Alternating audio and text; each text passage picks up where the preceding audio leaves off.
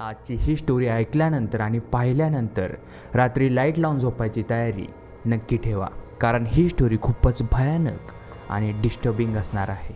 2013 सालच्या मार्च एप्रिलमध्ये वेदांत परदेशी या नावाच्या मुलाने मुंबईमध्ये एक घर भाड्याने घेतलं होतं.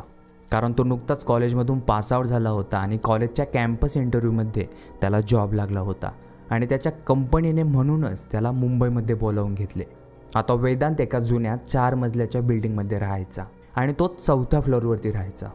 आता त्याच्यासोबत त्याचा मित्र अवी पण त्या फ्लॅटमध्ये शिफ्ट झाला होता, कारण त्यालाही वेदांतसारखाच त्या कंपनीमध्ये जॉब लागला होता.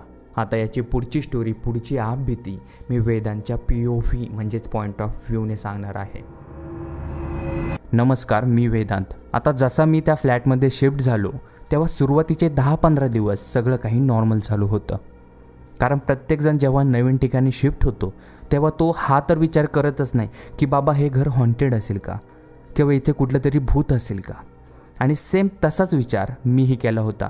एकदम नॉर्मल असं घर ते मला जाणवत होतं. या रात्री 2:30-3च्या दरम्यान अवी मला झोपेतून उठवतो. वेदांत उठ, वेदांत उठ. त्यावर मी उठून बोलतो की काय रे, काय झालं?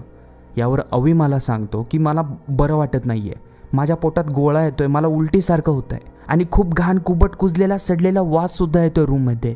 आता अवी ज्या घाण वासाबद्दल बोलतोय तो मलाही आला होता, पण तो याआधी आम्हाला कधीच आला नव्हता. ही पहिली वेळ होती तो घाण वास आम्हाला येण्याची आणि म्हणूनच आम्हाला वाटलं की हा नॅचरल स्मेल असेल, बाहेर एखादं गटार वगैरे फुटलं असेल आणि हवेमुळे तो वास आम्हाला आतमध्ये आला असेल आणि त्यामुळेच आम्ही याकडे दुर्लक्ष केलं.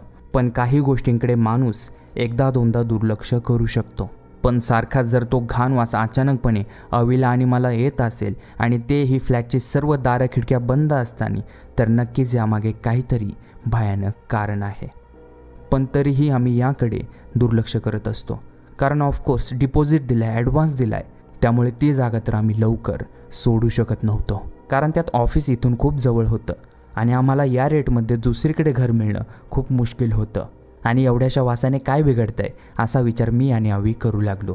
पण त्यानंतर थोड्याच दिवसात म्हणजेच 24/3/2013ला जेव्हा संध्याकाळी आम्ही आमच्या ऑफिसमधून घरी आलो आणि रूममध्ये इकडे तिकडे नजर फिरवली, तेव्हा आम्हाला जे दिसतं ते पाहून आम्ही थक्क होतो. कारण रूममधले सगळे कपडे इकडे तिकडे जमिनीवरती अस्ताव्यस्त पडलेले होते, जे की घरून निघताना आम्ही हँगरवरती लटकवलेले होते. रूममधला लाईट बल्बसुद्धा फुटला होता, त्यामुळे आम्ही टॉर्च लावून नीट निरखून इकडे तिकडे पाहू लागलो आणि पहिलं आपापलं सामान चेक केलं. त्यावर ते सामान, ते पैसे आहे तसेच होते. त्यातली एकही वस्तू गायब झालेली नव्हती. कारण आम्हाला वाटलं की नक्कीच आपल्या रूममध्ये कुठला तरी चोर घुसला असेल. कारण जसं आधी मी तुम्हाला सांगितलं होतं, आमच्या बिल्डिंगचा टेरेस हा कंबाईन आहे, कारण कोणालाही शेजारच्या बिल्डिंगमधून या बिल्डिंगमध्ये येता येत होतं. आणि रूममध्ये इकडे तिकडे पाहत असताना अवीच्या एक गोष्ट लक्षात येते की आपल्या सगळ्या शर्ट्सचे जे कॉलर आहेत ते फाटलेले आहेत, जसे की कोणीतरी शर्टच्या गळ्याच्या इथे कात्री मारलेली आहे. आणि अवी हे सांगत असताना मला अचानकपणे आठवतं की मी तर आपली रूम माझ्या हाताने माझ्या चावीने उघडली आहे आणि बाहेर लॉकलाही काही झालं नव्हतं, जसे की कोणीतरी लॉक तोडून आतमध्ये आले असंही काही नव्हतं. आणि या कुलपाची दुसरी चावी पण नाही आहे, त्यामुळे चोर आतमध्ये घुसण्याचा प्रश्नच येत नाही. कारण फ्लॅटचा मेन डोअर हा एकमेव मार्ग आहे आतमध्ये जाण्या येण्याचा. मग हे सगळं कोणी केलं आणि का, यासारखे बरेचसे प्रश्न आमच्या मनामध्ये येऊ लागले. कारण ही एक खूप मेजर आणि स्ट्रेंज गोष्ट होती. तरी पण आम्ही या गोष्टीला काही गांभीर्याने घेतलं नाही. आता 13/4/2013च्या या दिवशी अवीचे वडील त्याला भेटण्यासाठी आले होते आणि त्यांचं मुंबईमध्ये काही काम पण होतं, त्यामुळे ते आमच्यासोबत 1-2 दिवस राहणार होते. तर या 13 तारखेच्या रात्री जेव्हा आम्ही तिघेही गाढ झोपेत होतो तेव्हा अवी मला पुन्हा उठवतो. वेदांत उठ, वेदांत उठ. मी उठून पहिलं घड्याळाकडे बघतो तेव्हा रात्रीचे 2 वाजले होते. त्यानंतर मी अवीच्या वडिलांकडे बघतो तेव्हा अवीचे वडील काहीतरी निरखून ऐकत होते आणि किचनच्या दिशेने बघत होते. किचनमधली लाईट तर बंद होती, त्यामुळे तिथे संपूर्णपणे अंधार होता. पण त्या किचनमधून एक खूप हलकासा आवाज येत होता आणि तो आवाज होता कोणाच्या तरी पावलांचा, जसं की कोणीतरी इकडून तिकडून चालतंय आणि त्याचे पाय फरशीवरती फरफटतोय. आणि यात भर म्हणजे आम्हाला तो पुन्हा भयंकर घाणेरडा कुजलेला सडलेला वास येऊ लागला. पण फन फॅक्ट म्हणजे आमच्या रूमच्या दारं खिडक्या बंद होत्या, त्यामुळे बाहेरून कुठलीही हवा आतमध्ये येण्याचा प्रश्नच नव्हता. तो वास 1-2 मिनटंच आला असेल, पण किचनमधून येत होता हे मात्र नक्की होतं. अवीचे वडील उठतात आणि किचनमधली लाईट लावतात आणि आतमध्ये जाऊन डोकावतात. पण जसे ते हे करतात त्यांना जाणवतं की त्यांच्या शेजारून एक हवेची झुळूक गेली आहे आणि तितक्यात तिथे जमिनीवरती एक ग्लास पडतो आणि त्या ग्लासच्या आवाजाने आमच्या तिघांचेही हृदयाचे ठोके चुकतात. आमच्या तिघांचेही हार्टबीट पूर्णपणे वाढले होते. अवी आणि मी किचनमध्ये जातो आणि आम्हाला तो खाली पडलेला ग्लास दिसतो. मी अवीच्या वडिलांकडे बघतो, त्यावर ते काय माहीत असा हाताने इशारा करतात. आम्ही पुन्हा मग हॉलमध्ये येतो आणि झोपायचा प्रयत्न करतो. पण असं झाल्यावर, असं ऐकल्यावर झोप कोणाला येते? आमचे डोळे उघडेच होते आणि अजूनच मोठे झाले जेव्हा आम्हाला टेरेसवरती कोणाच्या तरी चालण्याचा आवाज आला. आता घड्याळामध्ये 2:30 वाजले होते आणि यावेळेस कोण चालत असेल वरती?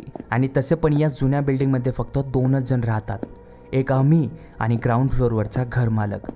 मग शेजारच्या बिल्डिंगमधलं कोणीतरी असेल का? पण तो त्याचा टेरेस सोडून आपल्या टेरेसवर का चालेल?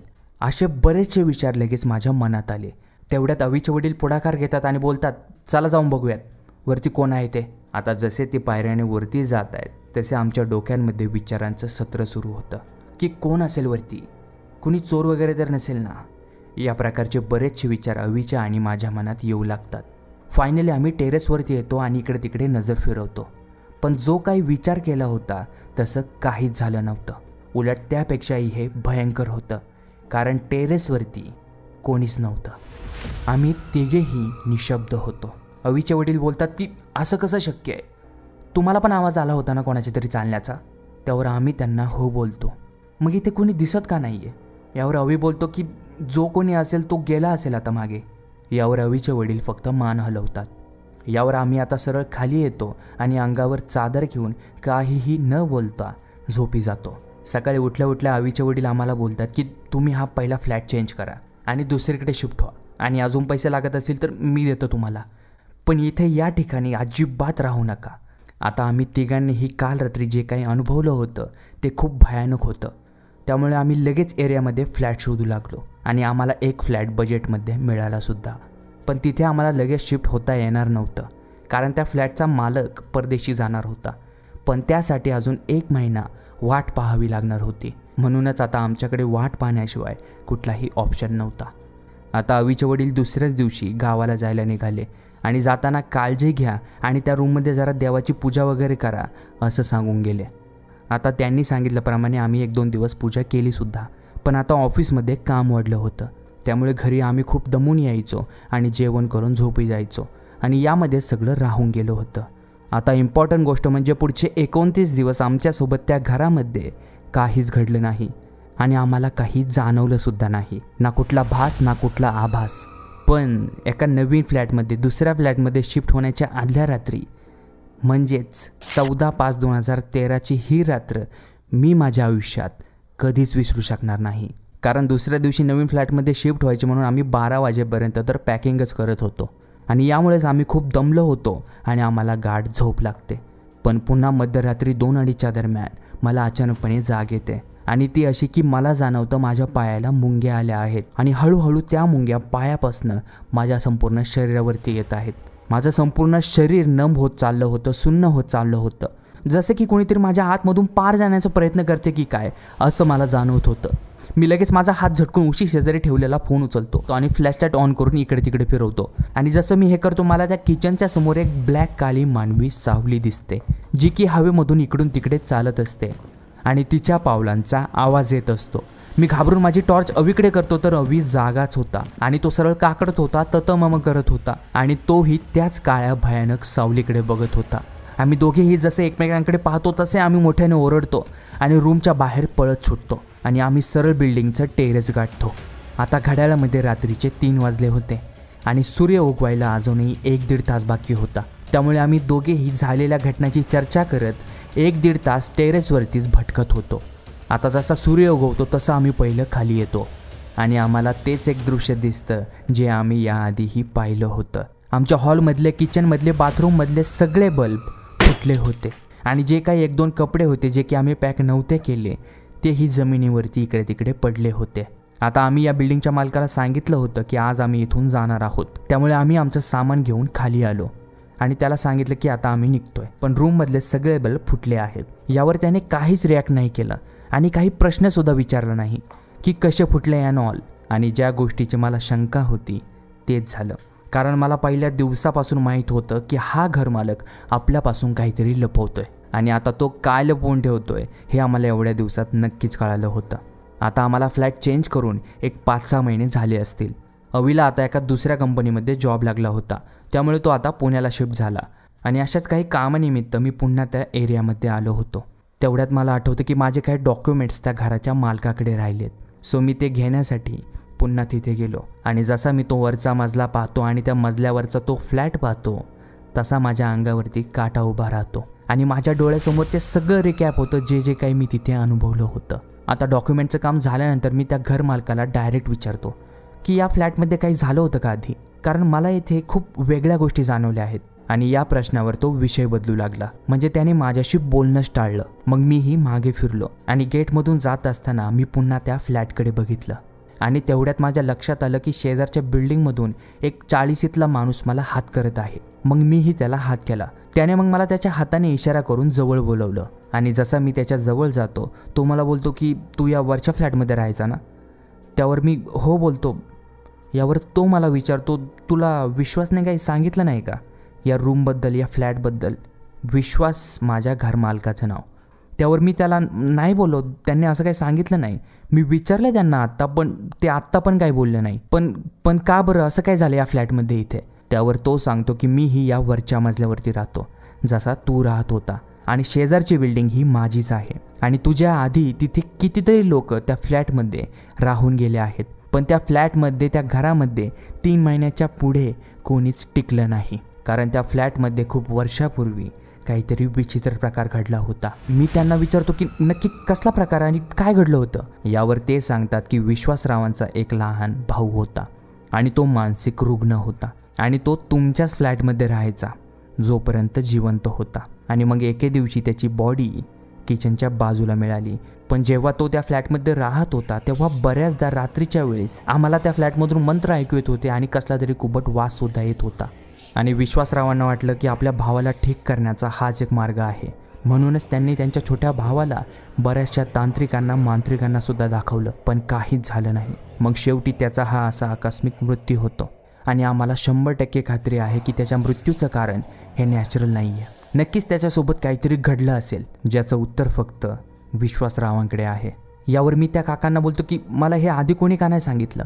यावर ते सांगतात की शेजाऱ्यांमध्ये कोणीच त्यांच्यासोबत बोलत नाही आणि त्यामुळेच कोणीही त्यांच्यामध्ये पडत नाही. आता मी त्या काकांना बोलतो की बरं झालं मी हा फ्लॅट चेंज केला, नाहीतर माझ्यासोबतही असंच काहीचं घडलं असतं. यावर ते काका माझ्या हामध्ये हा मिळवतात. आता मी त्यांना नमस्कार करून तिथून निघून जातो. आणि आता तुम्ही बोलाल की याला सगळ्या घटनांच्या डेट आणि तारखा कसं काय लक्षात आहे.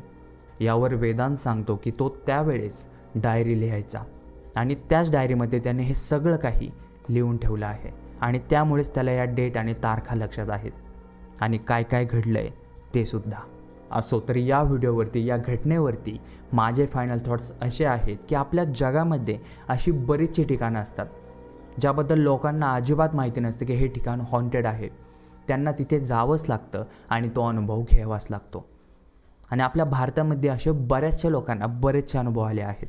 आणि जर का तुम्हालाही असा काहीसा अनुभव आला असेल तर तो अनुभव तुम्ही कमेंट्समध्ये सांगू शकता. मी नक्की वाचेन आणि लोकांनासुद्धा वाचायला आवडेल. पण त्याआधी तुम्ही जर का या चॅनलवरती नवीन असाल आणि सबस्क्राईब केलं नसेल तर प्लीज सबस्क्राईब करा आकाशिक हॉररला. सो भेटूयात पुन्हा एकदा एका नवीन व्हिडिओसोबत पुढच्या आठवड्यात. तोपर्यंत पीस आउट, बाय बाय, जय श्रीराम.